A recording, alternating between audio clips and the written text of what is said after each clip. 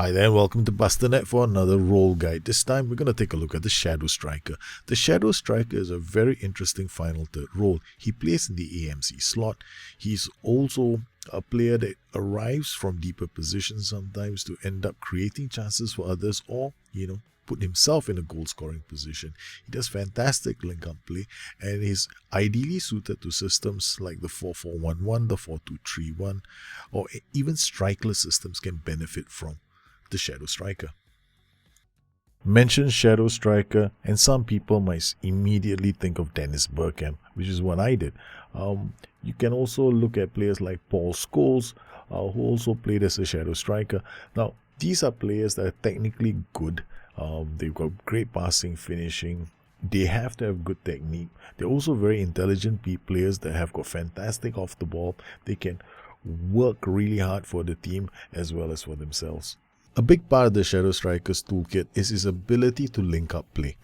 Notice how Nottingham Forest, using a 4-2-3-1, are able to move the ball from the right flank to the left flank using the Shadow Striker's toolkit. He is not a playmaker, so he doesn't become a magnet for other players, allowing the role to be part of a fast transitional attack. He can be used to free up players who can generate assists. In this system, I've paired him up with a target man and support. Now, the combination is actually a very good combination. Unfortunately for us, this goal was disallowed for being offside, but you can see the potential. With a championship side like Nottingham Forest, I'm more likely to use a target man Shadow Striker combination. With better sides, you could probably use roles like the DLF, the pressing forward, the complete forward. Here with Juventus, Paulo Dybala becomes a very interesting option because comes deep to get the ball and he loves to play the killer ball.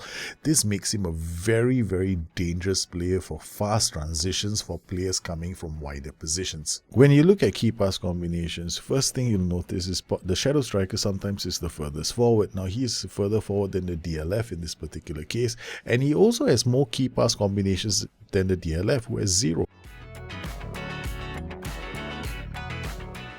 What he did in this game was interesting. He played a key part in moving the ball from defense into attack, allowing Cristiano Ronaldo to score a brace in the game. A Shadow Striker isn't just a player that links up play. While he can, in the hands of a good player, he can do a lot with the ball, he is also an opportunist. If an opportunity presents itself, he will, if he has the right attributes, get inside the box to look for a goal-scoring chance. With Juventus, we've got Dybala. Dybala has got very good anticipation. He's got very good off the ball. He's got decent composure and finishing. So when the ball is cleared, he arrives in the box to score the goal.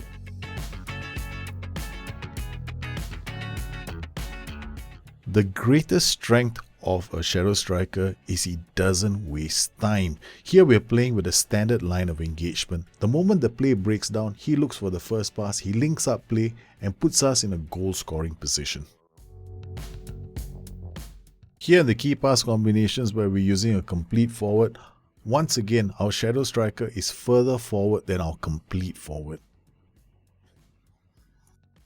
Here's a slightly modified version of the Storm tactic.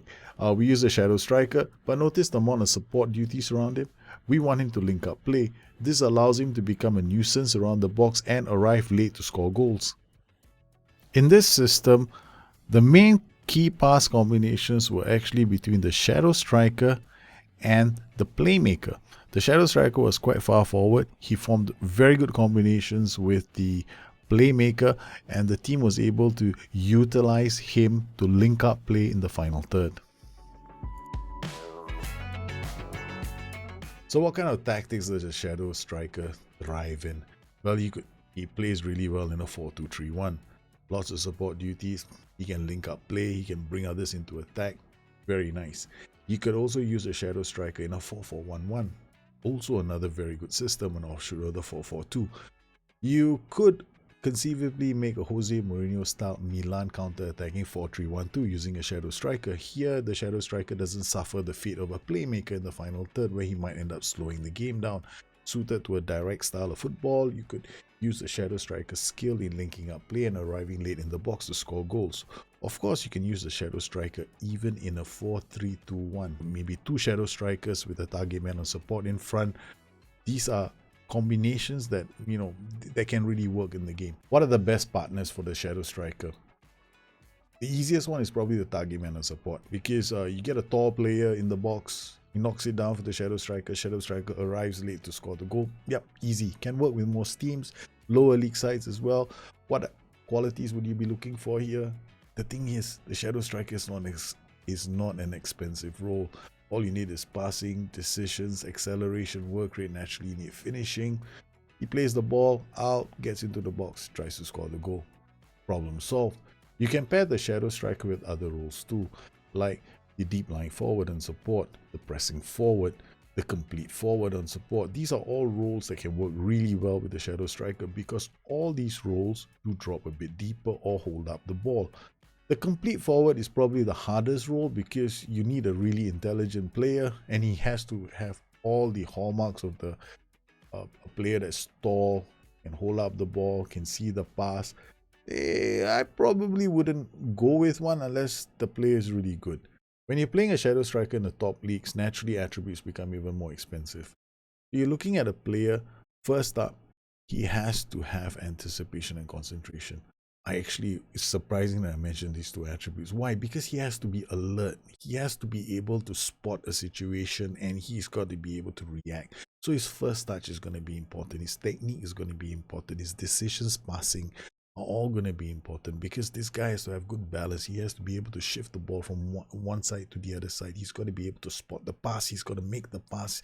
So passing becomes very important.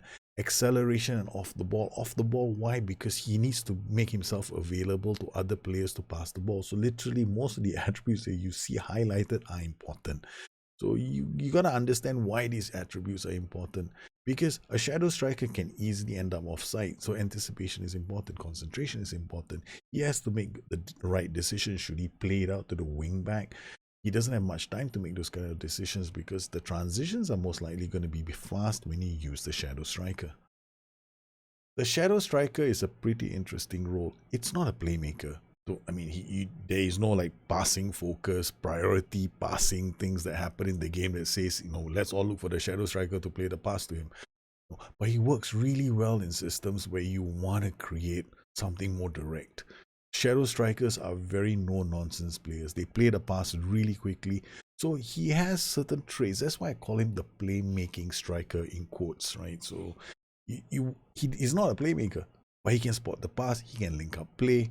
If he comes deep to get the ball, fantastic. You can use that kind of a role to get more support duties up to him. So player traits like comes deep to get the ball may be suitable for top tier sides that want to unlock sides, right? More runs with ball through center is not entirely necessary, because you don't want him to be dribbling too much with the ball. If he has comes deep to get the ball, that's usually enough for most teams.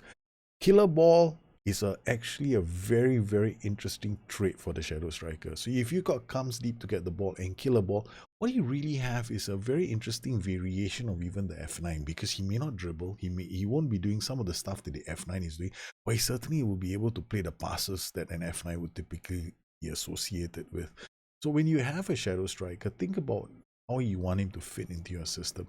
Don't just slap the player traits on him, because the player traits are going to affect the style of football that you want. So if you want a more direct style of football, killer balls.